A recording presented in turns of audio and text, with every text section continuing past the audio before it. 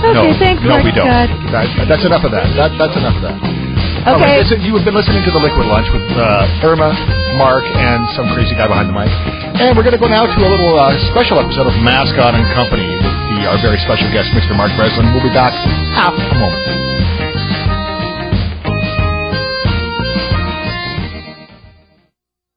ThatRadio.com. I'm Mark Scott. Tune in Wednesdays for my show, Mascott and Company. You're listening to Mascott and Company.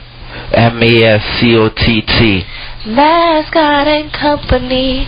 Listen every Wednesday, 11 to 12. You gotta tune in. And you are tuned in to Mascot and Company. Today we've got a special edition. We are honored to have the king of comedy, the guru of the gaff, Mark Breslin in the house. Good afternoon. Good afternoon. You know, I never thought of myself as a king, maybe more just a duke. Possibly a viscount. A viscount? Yeah, because who really wants to be king of anything when you think about it? Okay, well, then give him a smaller chair then, please. It's a crappy job to be king. It is. You do. You've got the whole kingdom. You've got the whole kingdom. Everybody blames you. It's a terrible job. But if you're a viscount, an earl, a duke, you have this little sort of satrapy of your own that you can run. It's manageable. It's on a human scale. So that's what I think YukYuks is. And more of a... But you have... How many a duchy. locations It's a duchy. 16 locations, but don't get excited. It's only about 12 American. 12 American, perhaps? Well, 16 Canadian is about 12 American, right? Oh, I see. The exchange rate. Yeah, so don't get excited. So would it be more of a fiefdom, perhaps? Yeah, maybe a fiefdom at best, Were you ever a stand-up comic yourself? Yeah, for 18 years. And the only reason more people don't know that is that I came along before the advent of cable television, and my act was so vituperative and so extreme and so filthy dirty that they couldn't put it on any regular kind of television, so I never really got on TV much.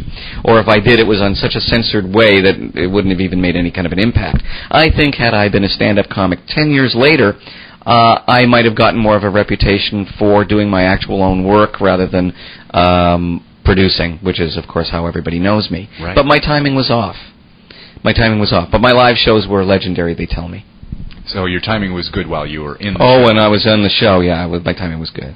And so now you take credit for creating people's careers. Yeah, I mean, that's a bit of a strong statement. People always say, hey, you discovered so-and-so, and I think, well, no, they kind of more discovered us.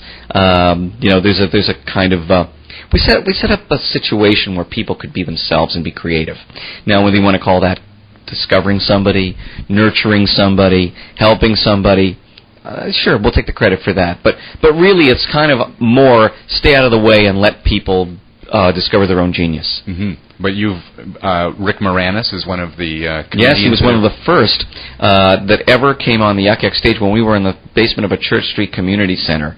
When we finally, 2 years later, moved and opened up in Yorkville, in our first real club, Rick stopped doing stand-up. So he was never exposed to a broad range of people for his stand-up work. Ironically, his stand-up work is absolute brilliance. And he did an album at the Comedy Store when he moved to L.A. in 1981, I guess. His managers forced him to go back on stage against his will. He never liked it. He used to tell me that stand-up was like begging for laughs, whereas character work wasn't. He didn't feel that way.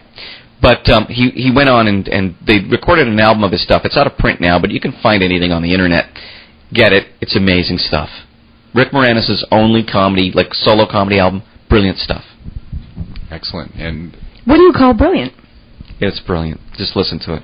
It holds up now even after 25 years. Who can you compare him to? Nobody. That's why he's so good. That's one of the hallmarks of brilliance is that you can't really. It's unique. It's original. It's sui generis. Sure. Right? Well, even Jim Carrey, you have also assisted him in giving him a platform in the early days, and he certainly is brilliant. And he's certainly brilliant. Although I have to tell you, he was never my kind of brilliant. Jim and I never saw eye to eye on comedy.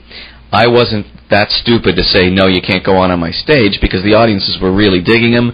The press went wild for him. And in fact, he was the first comic out of our whole sort of YukYuks system that the press really glommed onto. Even though Howie Mandel's success predates Jim's.